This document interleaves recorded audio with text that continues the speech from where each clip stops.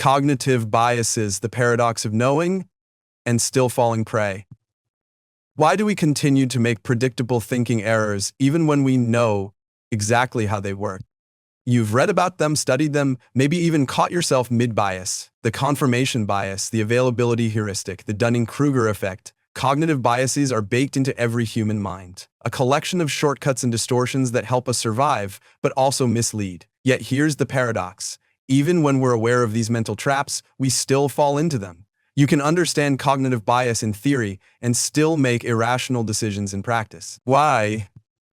The cognitive bias paradox lies in the gap between knowing and doing, or more precisely, between intellectual understanding and cognitive reflex.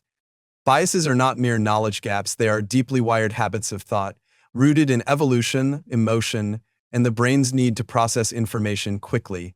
Even when you spot the bias, the underlying neural circuits that drive it may still be firing automatically.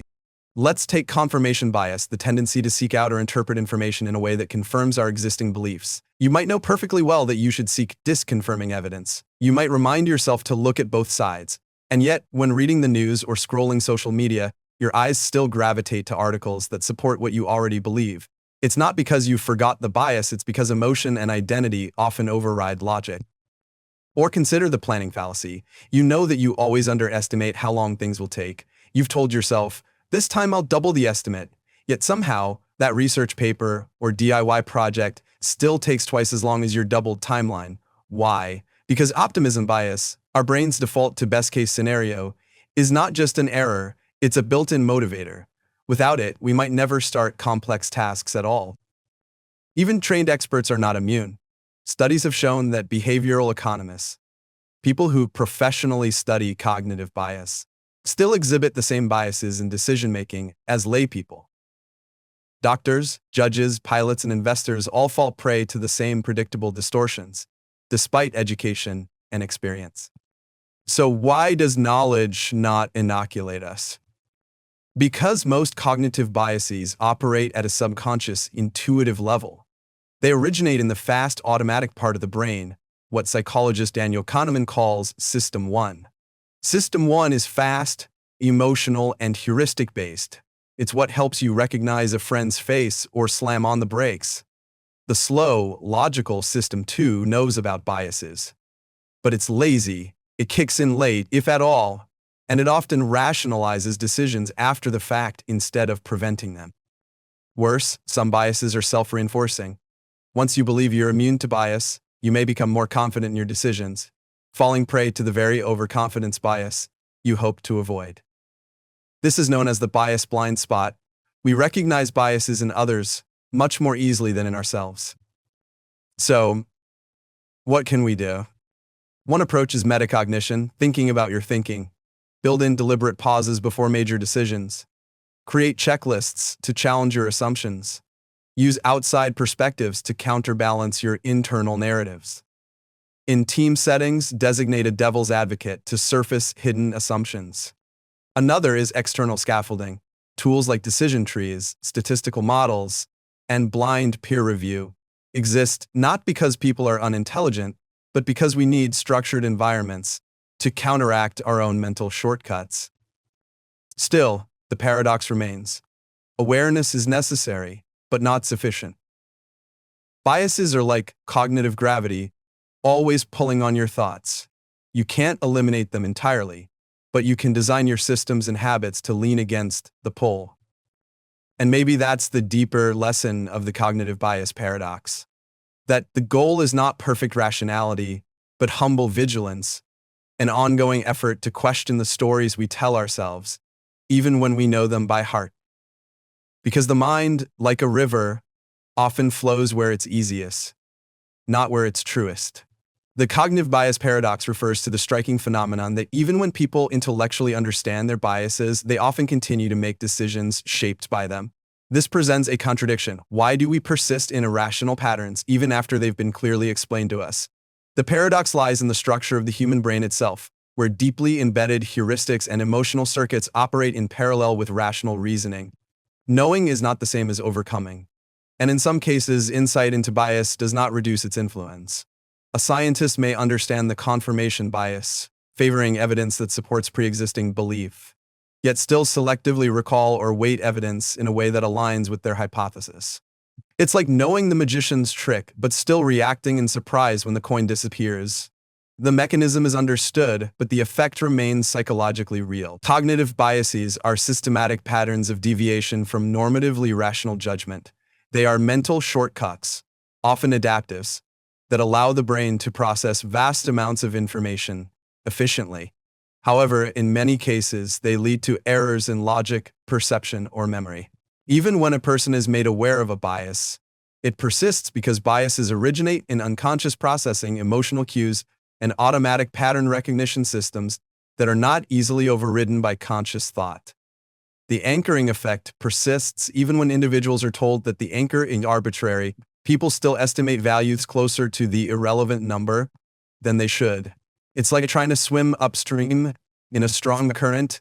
You know the direction you want to go, but the water keeps pulling you off course. The brain processes information on at least two levels: the fast intuitive system and the slow analytical system.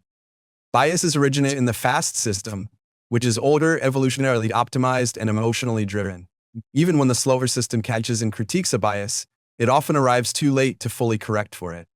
Moreover, the fast system feels more convincing, leading to a conflict between what we know and what we believe at the gut level. People often fall into the gambler's fallacy, believing a win is due after a losing streak, even after being reminded that probabilities are independent. It's like reading a warning label while your hand is already on the hot stove. The signal comes, but not fast enough to stop the reflex.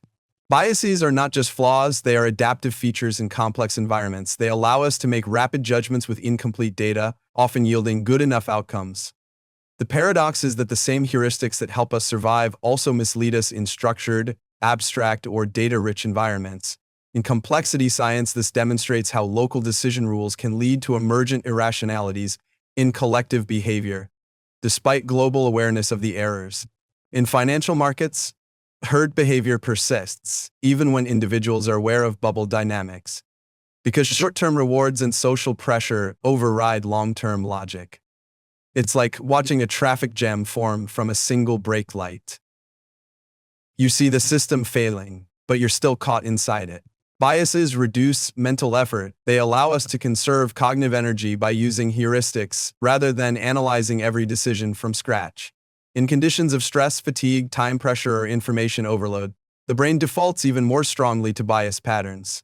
Thus, even trained decision-makers, judges, doctors, scientists, fall prey to biases when their mental bandwidth is taxed. Emergency physicians are more likely to commit diagnostic errors related to availability bias during long shifts or night rotations. It's like trying to calculate prime numbers while sprinting. You fall back on guesswork because your mental fuel is running low. From an information theoretic perspective, biases represent lossy compression algorithms. The brain simplifies vast data into manageable decision outputs, sometimes sacrificing accuracy for speed. Biases are side effects of efficient encoding and predictive modeling. They are shortcuts, not glitches, but they become paradoxical when we attempt to correct them with the same cognitive systems that generated them. The hindsight bias rewrites our memory of how uncertain we were before an outcome, compressing past ambiguity into false clarity. It's like editing a movie and forgetting how many takes it took to get the perfect shot.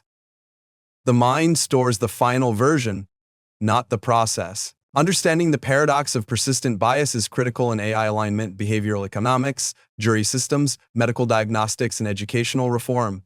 Simply teaching people about biases is insufficient. Systems must be redesigned to reduce reliance on intuition where it leads to error.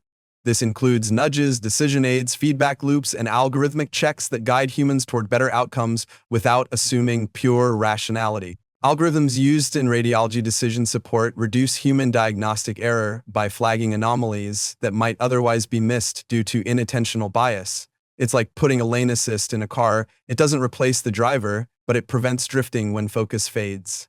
Efforts to reduce bias often fail because awareness alone doesn't translate into changed behavior. People may resist debiasing techniques due to ego preservation, group loyalty, or emotional investment. In some cases, biases are even rationalized or reinforced through motivated reasoning. The real challenge lies in creating environments that reward accurate thinking rather than reinforcing intuitive errors. In political debates, correcting misinformation can backfire, entrenching beliefs more deeply due to the backfire effect. It's like trying to straighten a bent wire that springs back. Correction requires more than force. It needs rewiring. Future solutions lie in cognitive architecture design, where education, institutions, and technologies integrate bias-aware structures. Research in neurofeedback, metacognition training, and human-AI interaction may enable us to externalize and manage our biases more effectively. Ultimately, the cognitive bias paradox reminds us that human reasoning is layered, and insight alone is not salvation. What matters is designing systems that help us align our intuitions with reality. Some experimental software environments now incorporate real-time bias alerts, warning users when decisions deviate from statistical or logical norms. It's like installing a mirror inside your thoughts. Helpful, but still needing the discipline to look at it.